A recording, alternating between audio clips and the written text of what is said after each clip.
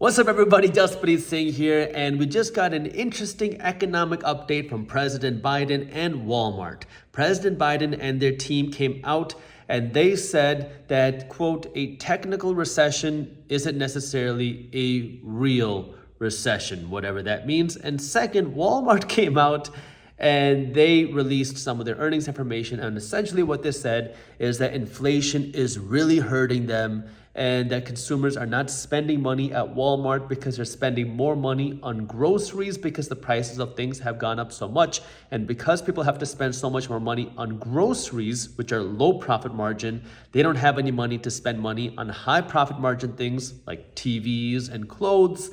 And because of that, Walmart is making less profits and they're predicting smaller profits into the second half of 2022. And because of that, the Walmart stock got hurt and people investing their money in the stock market got worried. And now just a couple updates on what's going on.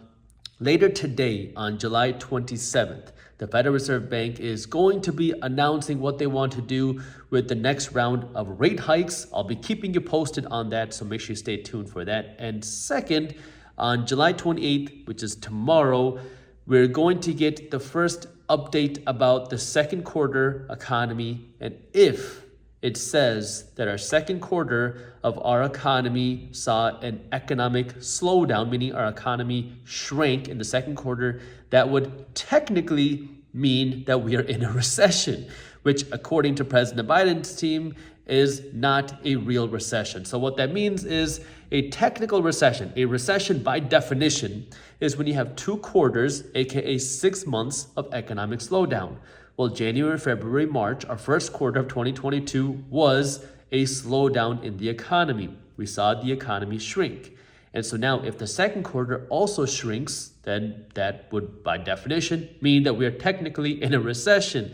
But this is where President Biden's team is saying that just because if we see a recession, so they're probably hinting at that we're probably going to be in a recession, but they're saying if by some weird circumstance we do enter a technical recession, we are not in a real recession because, according to them, our economy is still very strong and very robust. According to them, what they're saying is our labor market is so strong, meaning people have jobs, so our economy is good and businesses are doing very well. While at the same time, you're getting interesting warnings from retailers. Now it's Walmart. Target gave a very similar outlook kind of warning last month when they started cutting their profit forecast, because what the retailers are saying is, we have been making money because people had extra cash thanks to stimulus, thanks to whatever, because they paid off their debt in 2020 and 2021, so they had the ability to spend more, but now people are cutting back. And so Target and Walmart are having to cut the prices of their products in order to get people to come in and buy because they're struggling. Now, they're cutting the prices even though the cost to Target and Walmart are higher because they're facing the inflation on the producer side. So when Walmart and Target buy things to sell, they're paying a higher price as well because you have 2 types of inflation or 2 different measurements of inflation. You have consumer inflation, CPI. This is the inflation that you and I see when we go to the store to buy stuff. And then businesses face something called producer inflation, PPI, producer price inflation, which is now when they go and buy the raw materials, when they go and buy the stuff that they want to sell, they're seeing inflation there as well. And what's interesting is that the inflation on the producer side, meaning to the businesses, is higher than the inflation that the consumers are facing. Consumers are facing 9% inflation according to CPI, although I think most of us know that CPI isn't a real indicator of how much inflation the average person is facing. A general rule of thumb is the real inflation that the average person is facing is 2 times CPI. So if CPI says 9%, it's probably 18%. But the consumer is facing this 9% CPI. But the producers are facing an even higher inflation than that. And now Walmart and Target and other retailers are having to slash the prices of some of their products because people just aren't buying them, and it's sitting on their inventory, it's sitting on their shelves, it's sitting on their financial statements because no one's buying it and they just need some cash, so they're trying to liquidate it. And we're also seeing retailers like Target now buy less stuff because people just aren't buying. So we have interesting indicators here from retailers. Then we have made a video, I think it was last week, about the car bubble, where we're seeing a massive uptick in car repossessions because now people are struggling with their finances. People are, the cost of living has grown so much faster than people's incomes that now people are having to make the tough decision to say, I just can't make my car payment anymore. And what happened was people were buying cars that they couldn't afford because they had created this newfound wealth through the pandemic, where people had less expenses, more income from things like unemployment or stimulus or whatever. So people had this bigger wealth and they were able to qualify for bigger cars, and now they can no longer afford these cars, which is why car repossessions have been going through the roof.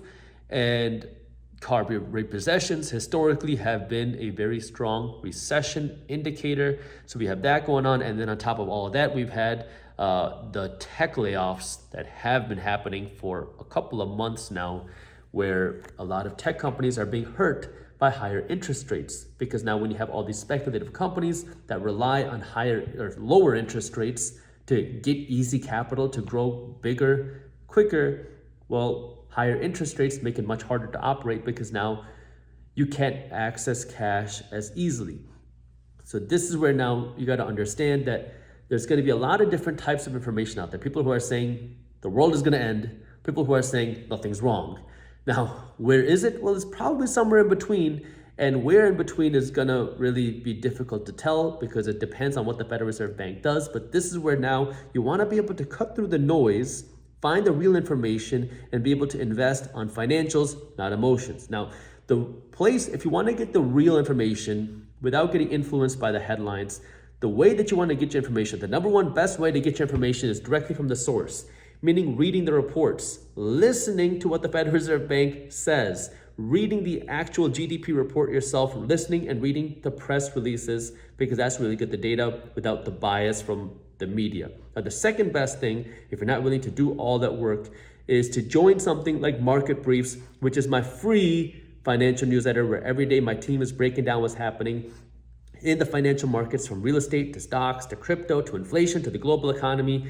It is a fun to read newsletter. It is very easy to read. Even if you don't have a financial background, I promise you are going to love reading Market Briefs, and it's completely free. So if you haven't joined Market Briefs yet, I'll put the link to how you can do it down in the description below. So now the question is, what do you do and what's coming? Well, it's not going to be long before we know if we are in a technical recession or not.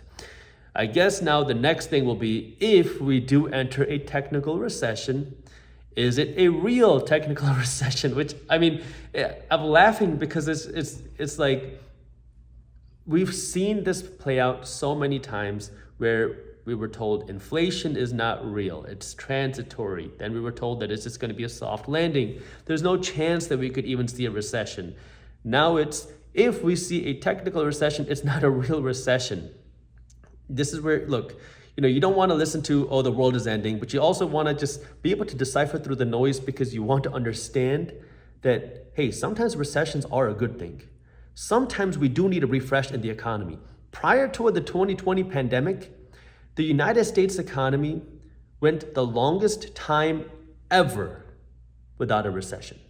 Ever. In the history of American modern economic times, that was the longest period without a recession for the United States economy. And in our economic system, recessions are actually something that we need, because they are a way to refresh the economy. It's a way to take out the toxic assets, to take out the bad investments. It's a way for the economy to start back up fresh, that we can grow sustainably. But what did we do? Well, 2020 came, we had supposedly the worst recession since the Great Depression, but then we stimulated our way out of it, and most people didn't feel any sort of financial pain. We were in supposedly the worst recession since the Great Depression, yet Gucci and Louis Vuitton and other luxury companies were making record-breaking sales in the middle of a pandemic because expenses were frozen. You don't have to pay a mortgage, you don't have to pay student loans, you don't have to pay rent. And at the same time, people were getting free money. Money was being printed while nothing was being produced. All these things have a cost. And so now here we are trying to see what's going to happen in the economy. And this is where you got to understand, of course, maybe this recession won't be that bad. Maybe the Fed is going to start stimulating and pumping money into the markets. That way the markets can start rallying right away. That's a potential. There's also potential that they don't. There's also potential that they continue raising interest rates to fight inflation, which will push us deeper down into a recession. And this is where, you can't predict what's going to happen, but you got to be aware of what's happening. That way you can invest your money and come out of whatever's happening a financial winner. And this is where the right financial education helps, because at the end of the day, recessions and volatile markets and crashes create more millionaires than any other time, but you have to be prepared and you have to be financially educated. That way now you have cash to purchase good assets that go on sale. That could be stocks, real estate, crypto, it could be gold, it could be businesses, it could be startups. Look for assets that go on sale, look for those opportunities. And when you see a good asset that has strong fundamentals, that has a good product go on sale because of a bad economy, that's when you want to come in and jump on the opportunity. You buy assets to make money, you buy liabilities to look like you're rich. So the interesting thing about these liabilities is you look rich, but these things that make you look rich are actually keeping you broke. Assets are things that you buy that make you look broke, but they're making you wealthy.